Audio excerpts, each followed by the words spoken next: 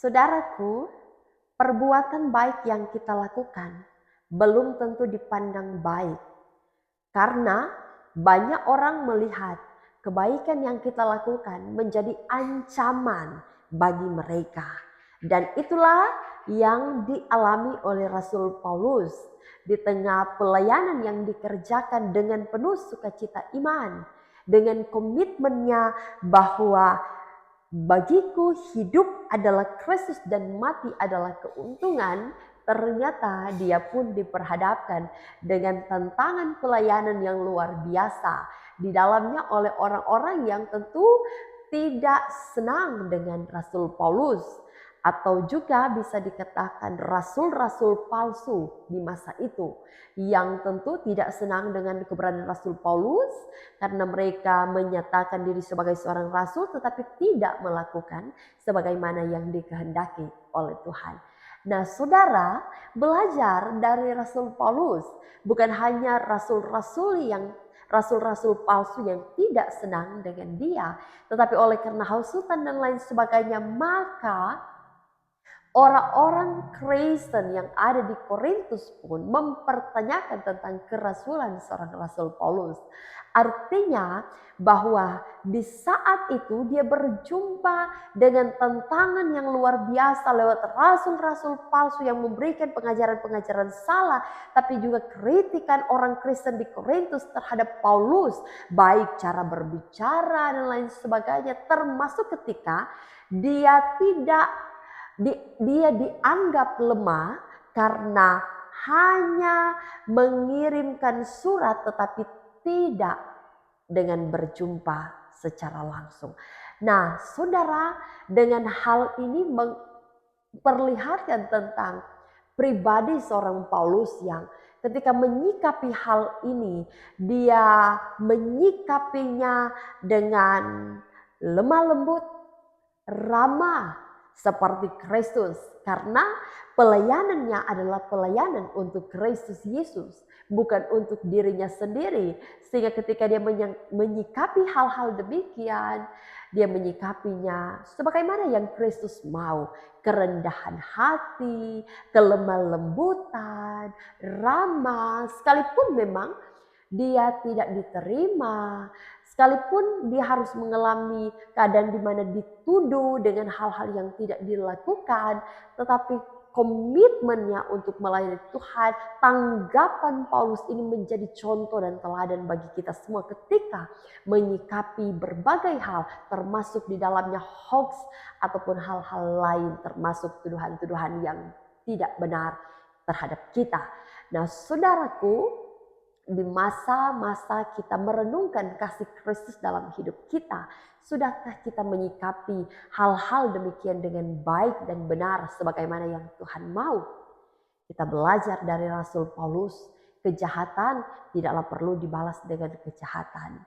Tetapi mari membalas semuanya itu dengan kerendahan hati, kelemah lembutan, ramah. Karena itulah yang Tuhan kehendaki untuk kita kerjakan dan lakukan. Sekalipun dipertanyakan tentang kerasulannya, tetapi dia percaya bahwa dia akan mampu melawan benteng-benteng kesombongan, benteng-benteng orang-orang yang tidak mau untuk dilayani, ataupun orang-orang yang mengecam kehidupannya, yang merasa bahwa dirinya menjadi ancaman bagi pelayanan mereka dengan cara memiliki senjata yang Tuhan beri bagi dia. Kuasa Allah berlaku atas kehidupannya. Dia tidak mempergunakan senjata dunia karena dia tahu itu tidak akan membawa dia pada kehidupan yang Tuhan kehendaki.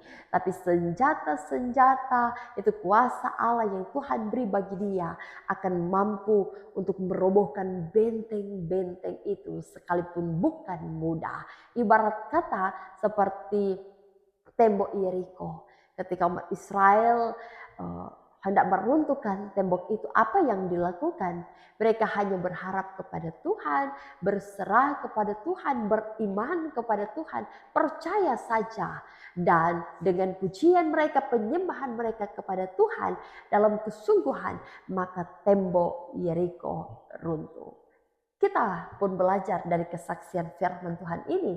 Benteng-benteng apapun itu, termasuk pergumulan, tantangan, godaan hidup sekalipun, akan senantiasa dirobohkan dengan tetap berjalan bersama dengan Dia, beriman kepadanya, tetap bawa hidup kita dekat dengan Dia, berdoa, memohon dan meminta untuk tetap diarahkan dalam kehidupan yang benar bersama dengan Dia, maka kita akan menjumpai bahwa betapa kita diberkati, betapa kita mampu menjadi berkat dalam segala keberadaan kehidupan yang Tuhan anugerahkan dalam kehidupan kita. Kita akan mampu mematahkan siasat-siasat, merubuhkan kubu-kubu atau apapun itu, termasuk keangkuhan manusia yang merasa diri hebat sehingga menentang pengenalan akan Allah. Kita akan mampu lakukan itu asalkan benar-benar di dalam pelayanan kita dan dalam kehidupan kita, Allah tetap ada bersama dengan kita dan Allah turut bekerja mendatangkan kebaikan dalam kehidupan ini. Kita percaya bahwa ketika Paulus mampu melawan semuanya itu dengan tetap melakukan sebagaimana yang Tuhan kehendaki, kita pun akan mampu melakukan itu. Paulus mementingkan tentang apa yang Tuhan mau, bukan apa yang dikehendaki oleh dunia. Dia tetap dalam pikiran, keyakinan, ketaatan sepenuhnya pada Kristus, bahwa di sanalah standar hidup orang percaya yang ada di dunia ini dipertaruhkan. Karena dengan demikian kita akan mampu memahami bahwa ketika kita hidup di dalam Tuhan, kita menikmati berkat anugerah selama Tuhan, tetapi juga ketika kita tidak hidup di dalam Dia, maka ayat 6 sampai ayatnya yang ke-8 menjadi akibat dari ketidaktaatan kita. Kata Paulus, ungkapan Paulus, kami siap sedia menghukum setiap kedurhakaan, membuktikan bahwa Dia tidak main-main. Tetapi juga perkataan Paulus ini merupakan ungkapan bahwa dia bertanggung jawab sebagai seorang rasul untuk membuat mereka sadar penuh, hidup di dalam Tuhan, taat dan setia di dalam Tuhan, sehingga mereka akan mampu menjadi orang-orang yang mampu saling menopang, saling membangun, dan bukan saling menjatuhkan. Saudaraku, ketegasan seorang Rasul Paulus ini membawa kehidupan umat Tuhan untuk tetap berada dalam kehidupan yang saling mengasihi, membangun kasih, karena tentu dengan keyakinan iman, sekalipun dalam ketegasan ketika dia menulis surat ini, dia mau mengingatkan bahwa apa yang dia buat itu, apa yang dia kerjakan itu semata-mata untuk membawa kehidupan umat Tuhan hidup di dalam Tuhan,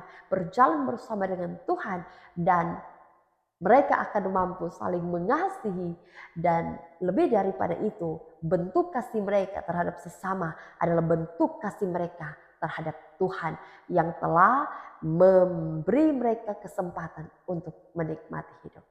Untuk itu, pesan firman bagi kita sekali lagi, jangan pernah membalas kejahatan dengan kejahatan, tetapi marilah berlaku baik sekalipun kita disakiti. Hidup ini penuh dengan masalah, tetapi masalah akan mampu menjadi sesuatu hal yang dapat kita lewati ketika kita berpusat kepada Kristus, Sang Pemberi keselamatan dalam kehidupan kita. Tetapi juga mengingatkan kita semua, mari menguasai diri kita untuk supaya ketika melewati proses termasuk di dalamnya pergumulan tantangan sekalipun, kita tetap ada dalam pengendalian diri dan berfokus kepada Dia yang akan menguatkan dan memampukan kita melewati masa-masa kehidupan ini. Tuhan Yesus memberkati kita semua. Shalom, damai di hati.